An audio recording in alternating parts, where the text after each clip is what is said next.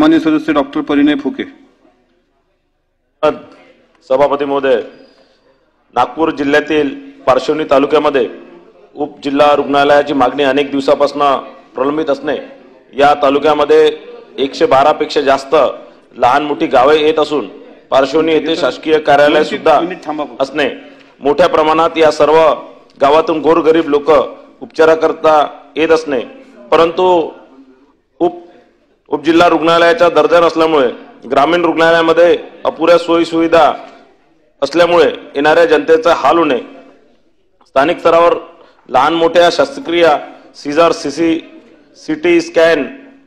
x ray, डोळ्याची शस्त्रक्रिया, लहान बाळांचे रोगनिदान, अपघातग्रस्त रुग्णांवर नियमितपणे उपचार केले जाऊ शकतात,